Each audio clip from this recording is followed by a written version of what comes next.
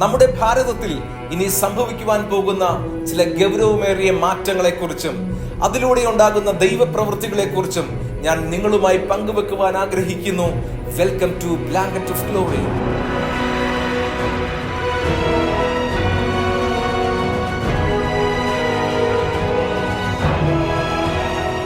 ക്രിസ്തു യേശുവിന്റെ നാമത്തിൽ നിങ്ങളെ എല്ലാവരെയും ഞാൻ ഒരിക്കൽ കൂടി സ്വാഗതം ചെയ്യുന്നു.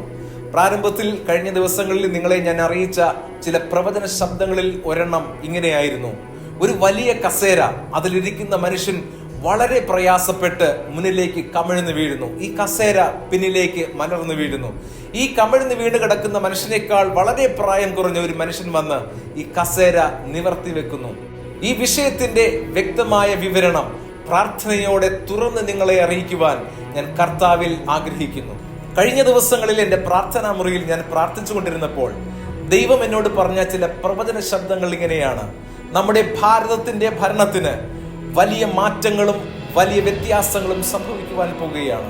ഞാൻ കണ്ട കാഴ്ച ഇങ്ങനെയാണ്: ഒരു വലിയ ലോക്കർ, അതിലേക്കൊരു കരം വന്ന് ആ ലോക്കർ പൂട്ടി താക്കോൽ ഊരിയെടുത്തുകൊണ്ട് പോകുന്ന ഒരു കാഴ്ചയും, നിലവിൽ ഉയർന്നു നിന്ന കൊടി താഴുകയും മറ്റൊരു കൊടി ഉയർന്നു വരികയും ചെയ്യുന്ന ഒരു കാഴ്ച ഞാൻ കണ്ടു.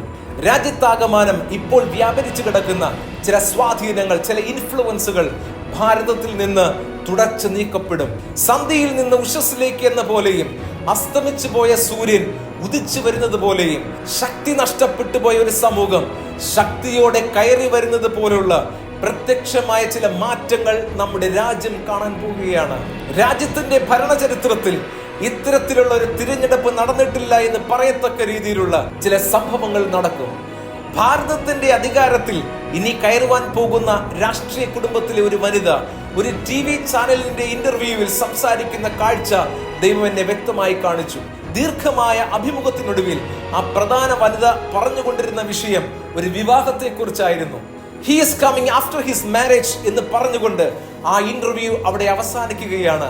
അങ്ങനെയാണെങ്കിൽ ഒരു രാഷ്ട്രീയ വിവാഹം നാം കാണാൻ പോവുകയാണ്. 2024 ഭാരതത്തിന്റെ മുഖഛായ ആകമാനം വ്യത്യാസപ്പെടാൻ പോവുകയാണ്. ഇതിനിടയിൽ യുദ്ധങ്ങൾ പോലുള്ള രാഷ്ട്രീയ പീഡനങ്ങളും രാഷ്ട്രീയ കൊലപാതകങ്ങളും കലാപങ്ങളും സംഭവിക്കും.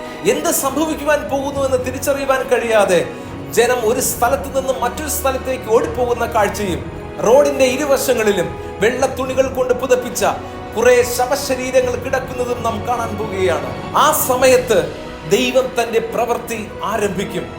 വിശുദ്ധ വേദപുസ്തകത്തിലെ ദാനിയേൽ പ്രവാചകന്റെ പുസ്തകം 8-ാം അധ്യായം 23 മുതൽ 25 വരെയുള്ള വാക്യങ്ങളിൽ ഇവരെ കുറിച്ച് ദൈവം ദാനിയേലിനോട് പറയുന്ന ചില പ്രവചന ശബ്ദങ്ങൾ ഇങ്ങനെയാണ്: അവരുടെ രാജ്യത്വത്തിന്റെ അന്ത്യകാലത്ത് അതിക്രമക്കാരുടെ അതിക്രമം തികയുമ്പോൾ ഉഗ്രഭാവവും ഉപായ ബുദ്ധിയുമുള്ളൊരു രാജാവ് എഴുന്നേൽക്കും.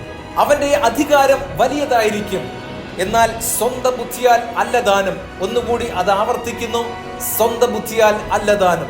അവൻ അതിശയമാവണ്ണം നാശം പ്രവർത്തിക്കുകയും കൃതാർത്ഥനായി അത് നിവർത്തിക്കുകയും പലരെയും വിശുദ്ധ ജനത്തെയും അവൻ നശിപ്പിക്കുകയും ചെയ്യും. അവൻ നയബുദ്ധിയാൽ തന്റെ ഉപായം സാധിപ്പിക്കുകയും സ്വഹൃദയത്തിൽ വമ്പ് ഭാവിച്ച് നിശ്ചിന്തയോടിരിക്കുന്ന പലരെയും നശിപ്പിക്കുകയും കർത്താവിനോട് എതിർത്ത് നിന്ന് കൈതൊടാതെ തകർന്നു പോകുകയും ചെയ്യും. സന്ധ്യകളെയും ഉഷസ്സുകളെയും കുറിച്ച് പറയുന്ന ഈ ദർശനം സത്യമാകുന്നു. നിലവിലുള്ള ആ ഭരണത്തിന്റെ അന്ത്യത്തെക്കുറിച്ച് ദൈവം തന്റെ വചനത്തിലൂടെ വെളിപ്പെടുത്തുമ്പോൾ ദൈവം എന്നെ കാണിച്ച ഒരു വ്യക്തമായ ദർശനം നിങ്ങളോട് ഞാൻ പറയുകയാണ്. മുംബൈയിലും കർണാടകയിലും ഭാരതത്തിന്റെ ഇതര സംസ്ഥാനങ്ങളിൽ നിന്ന് 75,77,77,000 പേരുടെ റിജക്ഷനുകൾ ഇവർക്കെതിരെ ഉണ്ടാകും. ദൈവം പഴയ ഫയൽ അടയ്ക്കുകയും പുതിയൊരു ഫയൽ തുറക്കുകയും ചെയ്യും. അധികാരത്തിൽ കയറുവാൻ പോകുന്ന രാഷ്ട്രീയ കുടുംബത്തിനോടുള്ള ദൈവത്തിന്റെ ദൂത് ഇങ്ങനെയാണ്. യെശയ്യാവിന്റെ പ്രവചന പുസ്തകം 45-ാം അധ്യായം 2-ാം വാക്യവും 4-ാം വാക്യവും 6ഉം 7ഉം വാക്യങ്ങളും: അവൻ ജാതികളെ കീഴടക്കി രാജാക്കന്മാരുടെ അരക്കച്ചകളെ അഴിക്കേണ്ടതിനും കതകുകൾ അവന് തുറന്നിരിക്കേണ്ടതിനും വാതിലുകൾ അടയാതിരിക്കേണ്ടതിനും ഞാൻ അവന്റെ വലം കൈ പിടിച്ചിരിക്കുന്നു. ഞാൻ നിനക്ക് മുമ്പായി ചെന്ന് ദുർഘടങ്ങളെ നിരപ്പാക്കുകയും താമ്രവാതിലുകളെ തകർത്ത് ഇരുമ്പോടാമ്പലുകളെ ഖണ്ഡിച്ചു കളയുകയും ചെയ്യും. നീ എന്നെ അറിയാതിരിക്കെ ഞാൻ നിന്നെ ഓമന പേർ ചൊല്ലി വിളിച്ചിരിക്കുന്നു. സൂര്യോദയത്തിലും അസ്തമയത്തിലുമുള്ളവർ ഞാനല്ലാതെ മറ്റൊരുത്തനുമില്ല എന്നറിയേണ്ടതിന് തന്നെ ഞാൻ പ്രകാശത്തെ നിർമ്മിക്കുന്നു, അന്ധകാരത്തെയും സൃഷ്ടിക്കുന്നു. ഞാൻ നന്മയെ ഉണ്ടാക്കുന്നു, തിന്മയെയും സൃഷ്ടിക്കുന്നു. യഹോവയായ ഞാൻ ഇതൊക്കെയും ചെയ്യുന്നു. ഇരിക്കുന്നവനെ ഇറക്കുന്ന ദൈവപ്രവൃത്തി. വസ്തിക്ക് പകരം എസ്തേറിനെ സിംഹാസനത്തിൽ കയറ്റിയിരുത്തുന്ന ചില ദൈവപ്രവൃത്തികൾ നാം ഈ ദിവസങ്ങളിൽ കാണാൻ പോവുകയാണ്. ഇതിന് തെളിവായി കർണാടകയിൽ നിലവിൽ ഉയർന്നു നിൽക്കുന്ന കൊടിയെ ഇളക്കി മാറ്റി മറ്റൊരു കൊടി ഉയർന്നു വരും. അഥവാ ഒരു കൈപ്പത്തി വന്ന് ഒരു പൂവിനെ പിഴുതെടുക്കുന്നത് പോലുള്ള പ്രകടമായ മാറ്റങ്ങൾ നാം കാണാൻ പോവുകയാണ്. എൻ്റെ പ്രാർത്ഥനാ മുറിയിൽ ഈ വിഷയത്തെക്കുറിച്ച് ഞാൻ നിരന്തരം പ്രാർത്ഥിച്ചു കൊണ്ടിരുന്നപ്പോൾ ദൈവം ആവർത്തിച്ച് പറഞ്ഞ കാര്യം ഇങ്ങനെയാണ്: അന്ധകാരത്തിൽ നിന്ന് പ്രകാശത്തിലേക്കും സന്ധ്യയിൽ നിന്ന് ഉഷസ്സിലേക്കും അസ്തമിച്ചു പോയ സൂര്യൻ ഉദിച്ചു വരുന്നതായും മങ്ങിപ്പോയ പ്രകാശം ശക്തിയോടെ പ്രകാശിക്കുന്നത് പോലെ പ്രതീക്ഷിക്കാത്ത തരത്തിലുള്ള സംഭവങ്ങളും കാഴ്ചകളും നാം കാണാൻ പോവുകയാണ്. നമ്മുടെ ഭാരതത്തിലെ ട്രെയിനുകൾക്ക് മാത്രമല്ല, ബസ്സുകൾക്കും മറ്റു വാഹനങ്ങൾക്കും രൂപവ്യത്യാസങ്ങൾ സംഭവിക്കുവാൻ പോവുകയാണ്. ഇതിനിടയിൽ റെയിൽവേ സ്റ്റേഷനുകൾ എയർപോർട്ടുകൾ പോലെ വിശാലവും ആധുനിക സംവിധാനങ്ങളോടുകൂടിയുള്ളതായിരിക്കും. 400 മുതൽ 600-800 മീറ്റർ വരെ ഉയരത്തിൽ സഞ്ചരിക്കുവാൻ കഴിയുന്ന കാറുകളും 2 പേർക്ക് ഇരുന്ന് സഞ്ചരിക്കുവാൻ കഴിയുന്ന തരത്തിലുള്ള ഡ്രോണുകളും അധികം താമസമില്ലാതെ ഭാരതത്തിൽ വന്നു ചേരാൻ പോവുകയാണ്.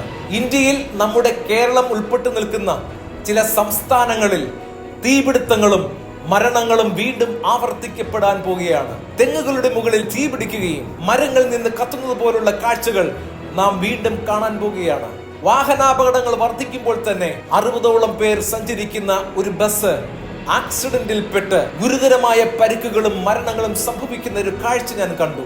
നമ്മുടെ രാജ്യത്തിൽ, നമ്മുടെ ദേശത്തിൽ വാഹനാപകടങ്ങളും മരണങ്ങളും നാശനഷ്ടങ്ങളും സംഭവിക്കുമെന്ന് നാം അറിയുമ്പോൾ ദൈവജനം മിണ്ടാതെ അടങ്ങിയിരിക്കരുത്. ഈ ദിവസങ്ങളിൽ നിങ്ങളുടെ പ്രാർത്ഥനാ മുറിയിൽ ദേശത്തിന് വേണ്ടി, രാജ്യത്തിന് വേണ്ടി ഇടിവിൽ നിൽക്കുവാൻ ദൈവാത്മാവിൽ ഞാൻ നിങ്ങളെ ഓർപ്പിക്കുന്നു. ഇതിനോടൊപ്പം തന്നെ ഇന്ത്യയിലെ അഭിഷിക്തന്മാരുടെ അഥവാ കർത്താവിന്റെ വേലയിൽ അതിശക്തമായി പ്രയോജനപ്പെടുന്ന ശുശ്രൂഷകന്മാരുടെ ജീവിത പങ്കാളികൾ പ്രവചനവരത്താലും ദൈവവചന വെളിപ്പാടിന്റെ ശുശ്രൂഷയാലും ഉയർന്നു വരും. അവർ ഈ ദിവസങ്ങളിൽ പ്രധാന വേദികളിൽ കാണപ്പെടാൻ പോകുകയാണ്. അതോടൊപ്പം തന്നെ ചെറുപ്പക്കാർ പരിശുദ്ധാത്മാവിന്റെ ശക്തിയോടെ അവർ എഴുന്നേറ്റ് വരും. ദൈവപ്രവൃത്തി അവരിലൂടെ സംഭവിക്കുന്ന കാഴ്ചകളും നാം കാണാൻ പോകുകയാണ്. മനുഷ്യർ റോബോട്ടുകളെ പോലെയാകുന്ന ദിവസങ്ങൾ അടുത്തു വരികയാണ്. ഞാൻ എൻ്റെ പ്രാർത്ഥനാ മുറിയിൽ കണ്ട ദർശനം ഇങ്ങനെയാണ്: ഈ ഹാർട്ട് എന്ന പേരിൽ ഒരു ഇലക്ട്രോണിക് ഹൃദയം വൈദ്യശാസ്ത്രം നിർമ്മിക്കുന്നു. ഇളം നീല നിറവും വെള്ള നിറത്തിലുമുള്ള ഇതളുകളുള്ള ഈ കൃത്രിമ ഹൃദയം അധികം താമസമില്ലാതെ ഇന്ത്യയിലെ ഹോസ്പിറ്റലുകളിൽ വരാൻ പോകുകയാണ്. മനുഷ്യന്റെ ആന്തരിക അവയവങ്ങൾ പലതും ഡിജിറ്റൽ ഉപകരണങ്ങളായിരിക്കും. ഇതൊക്കെയും കാണുകയും കേൾക്കുകയും ചെയ്യുമ്പോൾ ആത്മാവിൽ പാടിയും പരിശുദ്ധാത്മാവിന്റെ ശക്തിയോടെ പ്രാർത്ഥിച്ചും ദേശത്തിന് വേണ്ടിയും രാജ്യങ്ങൾക്ക് വേണ്ടിയും ആത്മാക്കൾക്ക് വേണ്ടിയും ജനങ്ങൾക്ക് വേണ്ടിയും ഇടുവിൽ നിന്ന് കരയുവാൻ ദൈവാത്മാവ് ഓർപ്പിക്കുന്നു. കർത്താവിന്റെ വരവ് ഏറ്റവും ആസന്നമാണ്. ഇന്ത്യയിൽ, ഭാരതത്തിൽ പീഡകൾ ആരംഭിക്കുമ്പോൾ തന്നെ ഒരു ഉണർവും അതിലൂടെ സംഭവിക്കുവാൻ പോകുന്നു. ആ ഉണർവിന്റെ ഭാഗമായി ഉണർവിന് വേണ്ടി നമുക്കും മുന്നോട്ടോടാം. പൗലോസ് അപ്പോസ്തലൻ ഓടിത്തികച്ചതുപോലെ നമുക്കും ആ ഓട്ടം ഓടിത്തികയ്ക്കാം. അനേകരെ കർത്താവിലേക്ക് കൊണ്ടുവരാം. ദൈവം നമ്മെ ധാരാളമായി അനുഗ്രഹിക്കട്ടെ.